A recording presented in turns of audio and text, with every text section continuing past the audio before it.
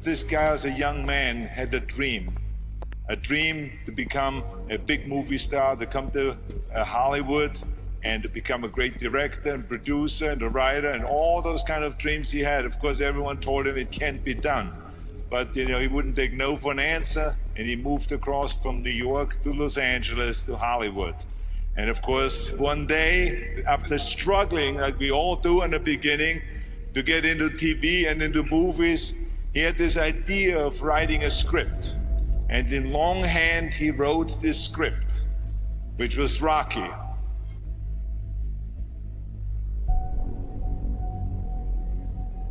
It's all about dreams, you know, and by the way, dreams cost nothing. They're free. The hard part is just keeping them going, and please keep them going, because we're here for one simple reason. He believed in the dream, I believed in the dream, and our dreams come true, and there's no reason every one of yours can't either.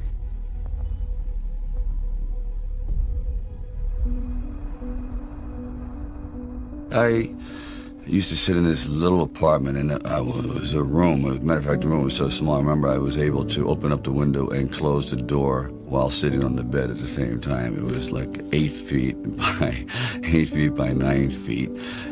But the one thing about that room, there was really very little distraction. So I would sit there propped up in bed, and I'd go out with my big pen and legal pad and just start writing these stories. And most of them were very, very trivial, but there was something about the process of unrealized dreams. I was always brought back to this subject because I think it's one of the most enduring subjects and one of the most difficult passages for people to accept, that they never were realized in their own lifetime, that they just didn't get that shot.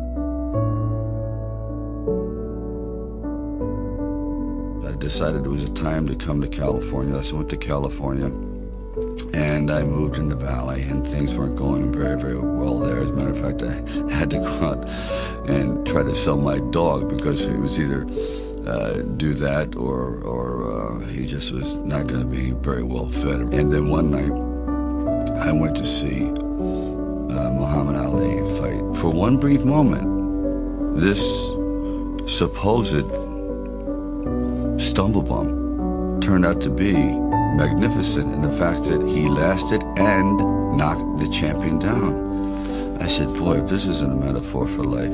His entire life crystallized at that moment. He will be remembered for all eternity, at least among the fight fans. He did something extraordinary. I said, now that is probably what I need as a catalyst for an idea. A man who's going to stand up to life and take one shot and maybe go the distance. So I started to write, and it was one of those writing frenzies. And 3 days later, I came up with the script of Rocky.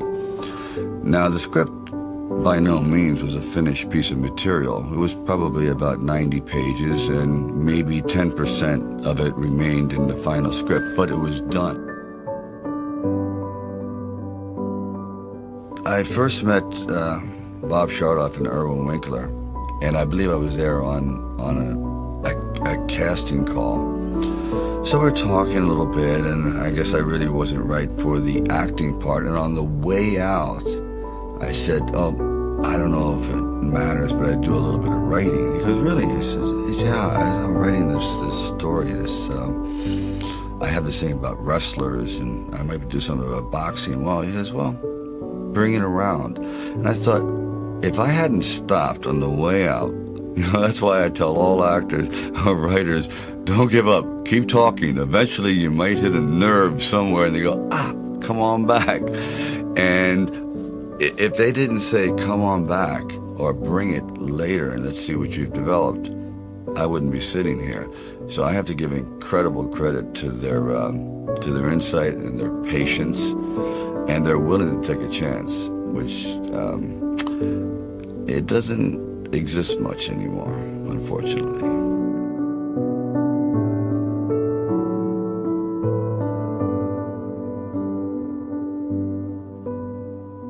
Originally, when I brought the script to them, they were fairly enthusiastic about it. The one thing they were not enthusiastic about was me playing the part, and I really can't blame them at the time. But there was something inside of me that this opportunity is never going to come around. And I really wasn't used to money, and I had no idea of what I would be missing. But the temptation started to come forward. First it was 25 grand and $100,000. I never heard of 100,000 because I had like $106 in the bank, and like I said, I had to sell my dog, and things were not looking very, very good.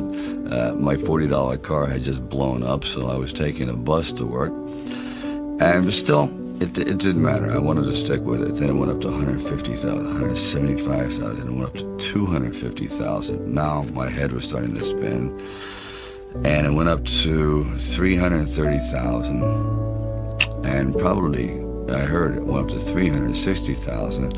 And I thought, all right, you've really managed poverty very well. You've got this down to a science. You really don't need much to live on. I had like sort of figured it out. So I was not in any way used to the good life. So I thought, you know what?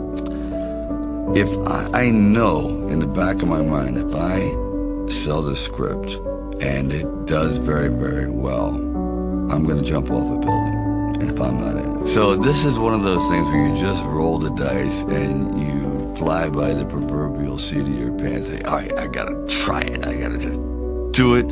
I may be totally wrong, and I'm going to be taking a lot of people down with me, but I just believe in it. We were working with the handheld camera at the time with Garrett Brown, and it was somewhat experimental. And he'd film me running through shopping malls and up down the steps and flights, curved corridors along the river, until finally my legs basically gave out and I'm like writhing on the ground, and I want to rise up and say, John, I'm dying here. And he goes, no, use it. Use the pain. I said, for what? I mean, I'm in misery. He goes, well, no, it's giving your character, it's giving him some depth. I said, it's giving me bruises. It's giving me like agony. I can't sleep at night.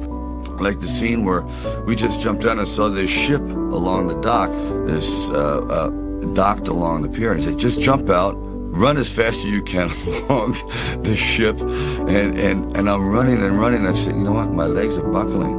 I'm literally going to crash down here. Teeth are going to go, jaw, face. I'm just going to be ground down to this flat-faced image. Please. And I just barely made it.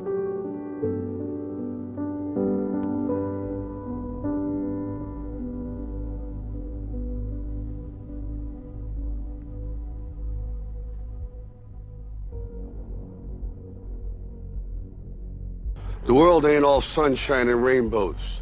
It's a very mean and nasty place, and I don't care how tough you are, it will beat you to your knees and keep you there permanently if you let it. You, me, or nobody is gonna hit as hard as life. But it ain't about how hard you hit. It's about how hard you can get hit and keep moving forward. How much you can take and keep moving forward. That's how winning is done.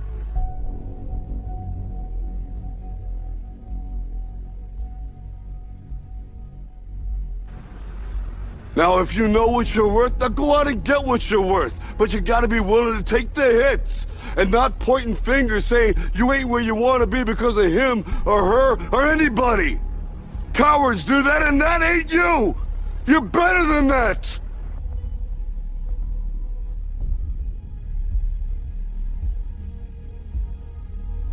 You can't be alone. To really succeed, no man really is an island. When you find the right components in your life, the right people that gel with you, then you feel as though you're invincible. It may be a fallacy, but you at least feel as though you can take all that life has to dish out.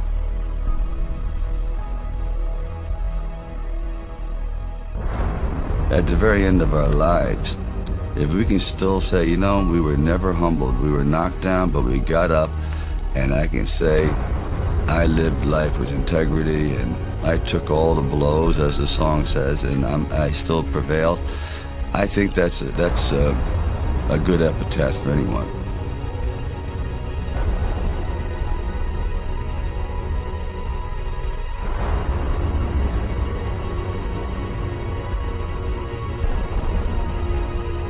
It's all about dreams, you know, and by the way, dreams cost nothing. They're free. The hard part is just keeping them going, and please keep them going, because we're here for one simple reason.